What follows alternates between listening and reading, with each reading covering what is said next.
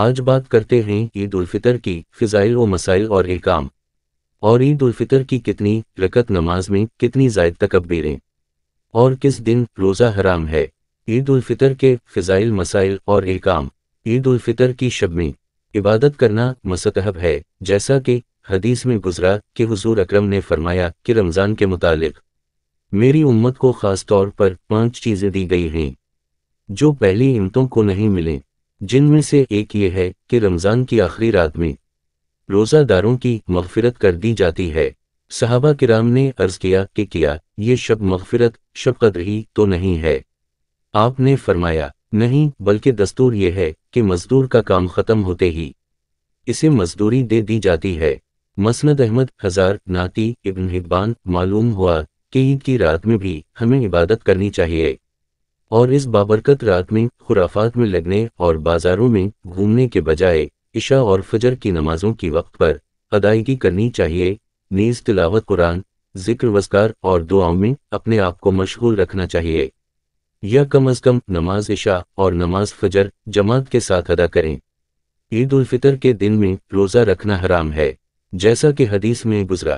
عید کے دن غسل کرنا، مسواک کرنا، حسب استطاعت عمدہ کپڑے پہننا، خوشبو لگانا، صبح ہونے کے بعد عید کی نماز سے پہلے کھجور یا کوئی میٹھی چیز کھانا، عید کی نماز کے لیے جانے سے پہلے صدقہ فطر ادا کرنا، ایک راستہ سے عیدگاہ جانا اور دوسرے راستے سے واپس آنا، نماز کے لیے جاتے ہوئے تکبیر کہنا، اللہ اکبر، اللہ اکبر، لا الہ الا اللہ، والہ اکبر، اللہ اکبر، وللہ الحمد، یہ سب عید کی سنتوں میں سے ہیں۔ حضور اکرم عید الفطر میں نماز سے پہلے کچھ کھا کر ہی جاتے تھے، اور عید الاضحیٰ میں بغیر کھائے جاتے تھے۔ ترندی عید الفطر کے روز نماز عید سے قبل نماز اشراق نہ پڑھیں۔ بخاری و مسلم۔ عید الفطر کی 2 رکعت نماز میں 6 زائد تکبیریں۔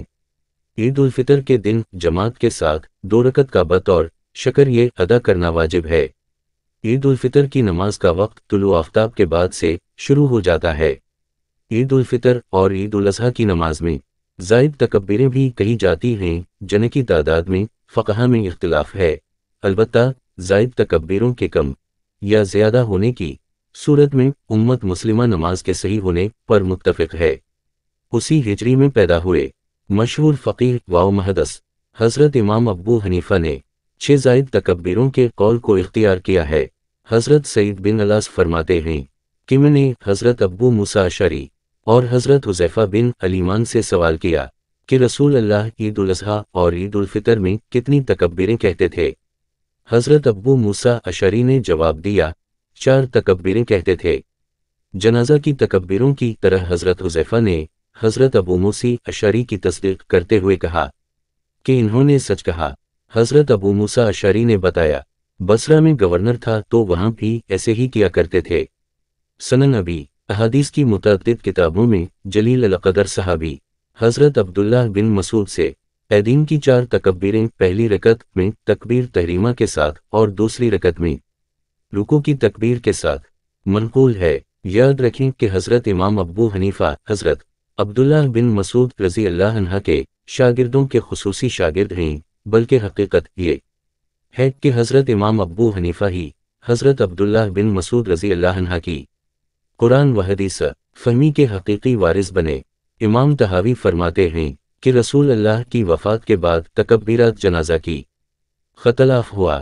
حضرت عمر فاروق کے عہد خلافت میں حضرات صحابہ کرام نے باہمی غور و خوض کے بعد اس امر پر اتفاق کیا کہ جنازہ کی بھی 4 تکبیریں ہیں۔ نماز عید الاضحیٰ اور عید الفطر کی 4 تکبیروں کی طرح پہلی رکعت میں تکبیر تحریمہ کے ساتھ اور دوسری رکعت میں رکوع کی تکبیر کے ساتھ۔ طحاوی الکبیر علی الجزائر کم ہوا غرضے کے عہد فاروقی میں اختلافی مسئلہ تکبیرات جنازہ کو طے شدہ مسئلہ تکبیرات عید کے مشابہ قرار دے کر 4 کی تعیین کر دی گئی۔ وضاحت امام طحاوی حنفی 229 سے 321 دو چشمے ہے، بہت مشہور و معروف محدث و فقیہ گزرے ہیں جنہوں نے عقیدہ پر ایک ایسی کتاب العقیدۃ الطحاویہ تحریر فرمائی ہے جو عرب و عجم میں بہت زیادہ مقبول ہے، بلکہ کہا جاتا ہے کہ اس سے بہتر کتاب عقیدہ کے موضوع پر تصنیف نہیں کی گئی۔